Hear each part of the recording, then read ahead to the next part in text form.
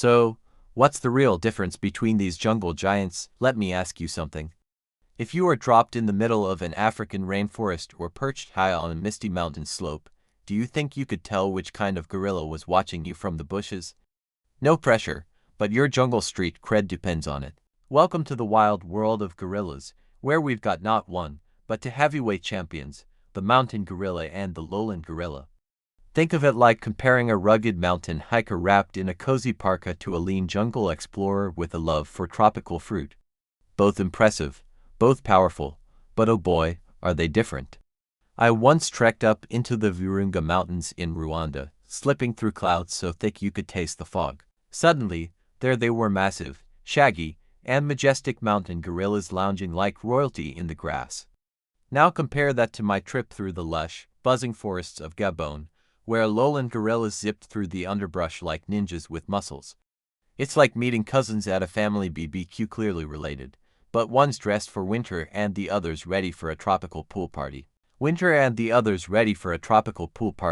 So what sets them apart? Is it just the altitude, or is there more going on beneath that thick fur and those soulful eyes? Let's break it down, one wild detail at a time. 1. Habitat. Where do these giant fluffballs call home? Alright, let's play a little game. Imagine you're hiking through a rainforest, the air thick with the smell of earth and rain, birds calling from the treetops. Suddenly, you hear a low grunt behind a wall of leaves. Now here's the million-dollar question: are you in the misty mountains or the steamy jungle lowlands? Because the answer could tell you exactly which gorilla is watching you. Mountain gorillas are the true mountaineers of the primate world. They live high up, like really high. We're talking 7,000 to 14,000 feet above sea level in the cloud-covered slopes of Rwanda, Uganda, and the Democratic Republic of Congo. If gorillas had hiking boots, these guys would be lacing them up daily.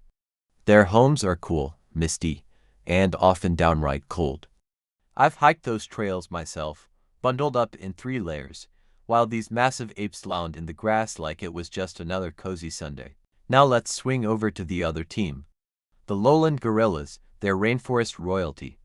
These guys live in the thick, humid lowlands of Central and West Africa in countries like Cameroon, Gabon, and the Congo. Picture the kind of place where you sweat 5 minutes after stepping outside.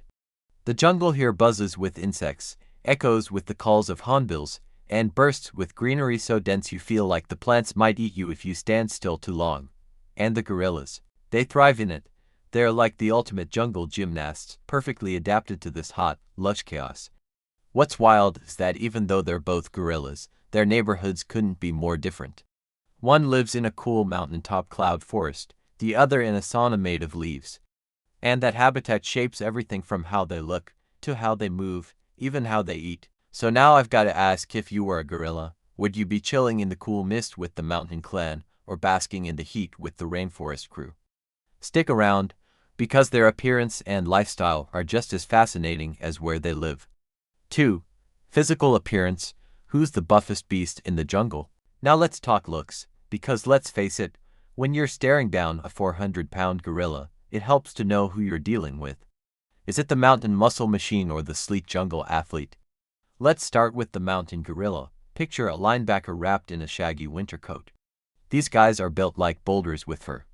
They've got long, thick hair like nature's version of a puffer jacket that keeps them warm in the cold, misty heights of the mountains. Their chest is broad, their arms are massive, and their whole body screams, "Don't mess with me." I remember the first time I saw one in Rwanda.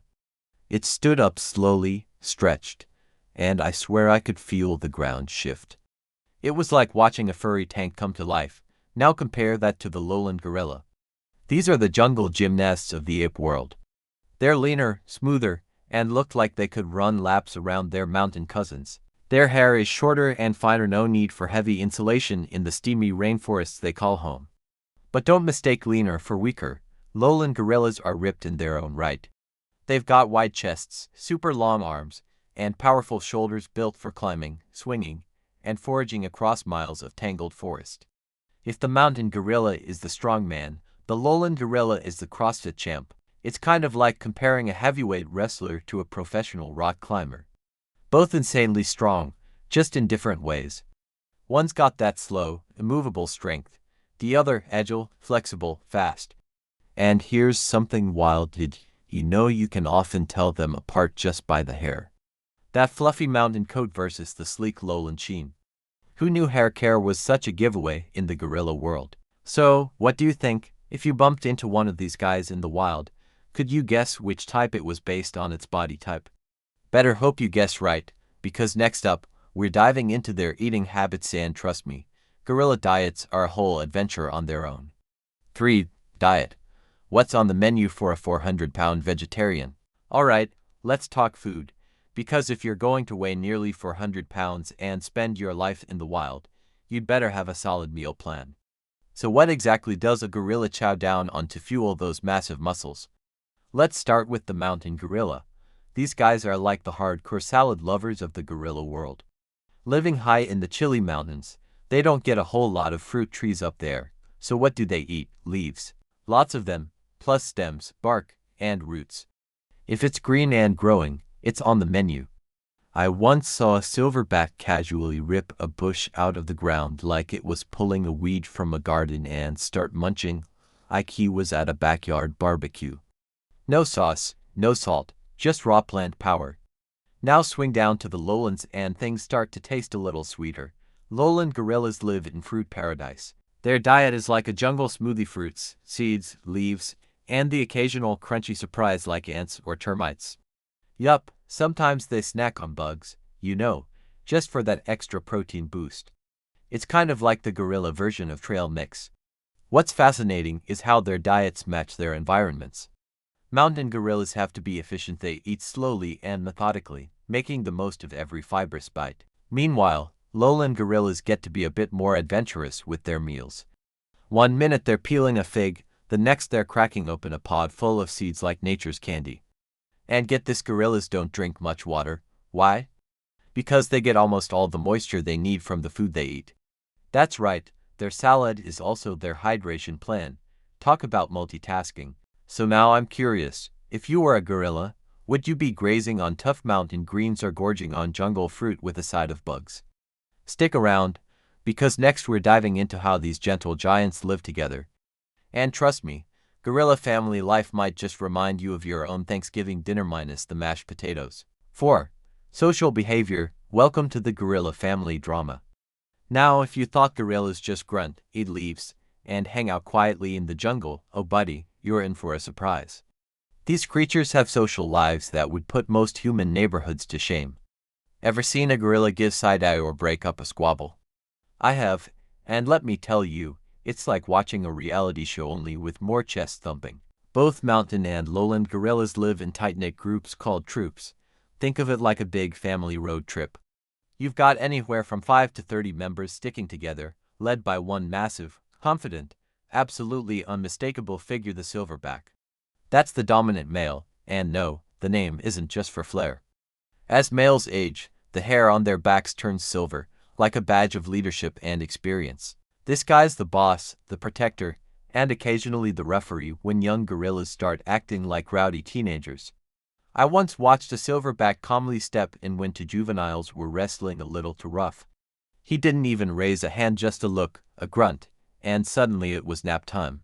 That's power. That's presence. But here's where it gets interesting. Lowland gorillas are more likely to travel farther in a single day, covering big distances as they search for food in the dense forest. Their lifestyle is a bit more nomadic, like backpackers always chasing the next fruit tree. Mountain gorillas, on the other hand, are more homebody-ish.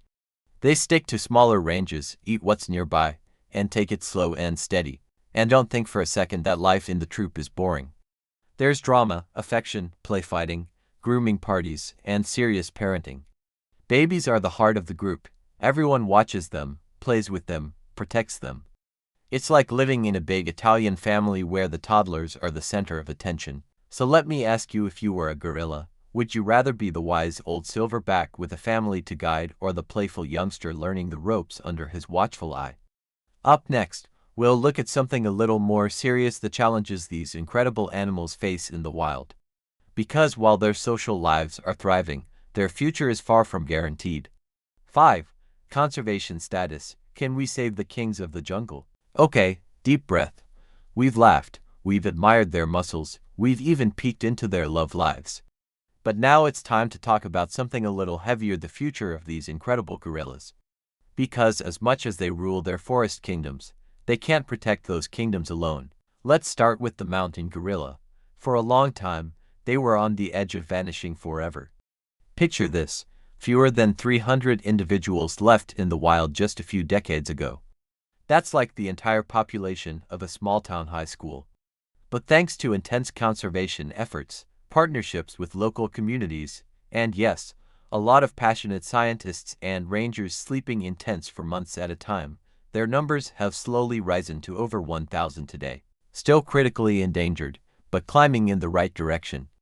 I've actually met rangers in Rwanda who can recognize individual gorillas by face, like old friends. That's how closely they're watched and protected. It's one of the rare conservation success stories that gives me hope. Now over in the rainforest, lowland gorillas are facing their own battle, and it's a tough one. There are more of them, yes, but they're being squeezed from every side. Deforestation is clearing their homes faster than they can adapt. Illegal poaching continues, often targeting adults and leaving infants orphaned. And if that wasn't enough, diseases like Ebola have wiped out entire populations in certain areas. Imagine surviving predators and hunger, only to be brought down by a virus you can't see coming. The worst part: most people don't even realize this is happening. Out of sight, out of mind. But here's the thing: protecting gorillas doesn't just save a species. It helps keep entire ecosystems healthy. Forests where gorillas live are also home to countless plants, animals, and even help regulate the Earth's climate. So when we save a gorilla, we are also saving a bit of ourselves. So let me put this to you. What would it take for us to care more, to act faster? Can we afford to lose these incredible creatures because we were too slow to speak up? Coming up next, we'll talk about why gorillas matter beyond their cuddly faces and big personalities. Because these animals aren't just icons, they're ecosystem superheroes. 6. Conservation importance: why saving gorillas saves the whole forest. So by now, you know that gorillas are strong, smart, social, and seriously misunderstood. But did you know they're also forest architects? Yep, you heard that right. Gorillas are not just living in the jungle, they're shaping it, maintaining it, and making sure it stays healthy for every creature that calls it home. Let's break it down. Gorillas eat a lot of plants, fruits, and seeds. And guess what happens when you eat that much? You poop a lot too. But in the wild, gorilla poop isn't just poop, it's a seed delivery system. Every time a gorilla takes a bathroom break in the forest, it's planting the next generation of trees. It's like they're running a mobile reforestation program without even knowing it. I once stepped in a steaming pile of silverback dung while on a trek in Uganda, and while I wasn't thrilled in the moment, the local guide smiled and said, "That's a future fig tree," and he was right. But it doesn't stop there. Gorillas also clear paths through dense vegetation, which helps sunlight reach the forest floor and makes room for new plants to grow. They're basically jungle landscapers, and because they live in balanced family groups and rarely overpopulate an area, they help keep nature's rhythm just right. Now here's the big idea: when you protect gorillas, you're not just saving one majestic species. You're safeguarding the entire African rainforest. That includes the insects, the birds, the predators, the plants, even the rivers that flow through it. Not to mention the local communities who depend on that forest for food, medicine, and clean air. Think of gorillas as the heartbeat of their ecosystem. If that heartbeat stops, the whole system begins to break down. But if we protect it, the forest thrives, the climate benefits, the wildlife lives on. And future generations get to marvel at gorillas in the wild, not just on the pages of history books. So let me ask you this: if one animal can have that much power, how much power do we have when we choose to protect it? That's the real magic of conservation. It's not just about saving gorillas. It's about saving the world they help keep alive. If you had fun exploring the wild world of gorillas with me, don't forget to smash that subscribe button so you never miss another creature feature. We've got plenty more jungle legends and animal showdowns coming your way. And hey, I want to hear from you. Which gorilla would you rather hang out with for a day? The mountain giant chilling in the mist or the lowland explorer swinging through the rainforest? Drop your answer in the comments below. Oh, and if you've got a favorite animal you'd love us to cover next, let me know. This channel isn't just about wildlife, it's about wild fun. See you next time, and remember, nature is awesome, but it's even better when we explore it together.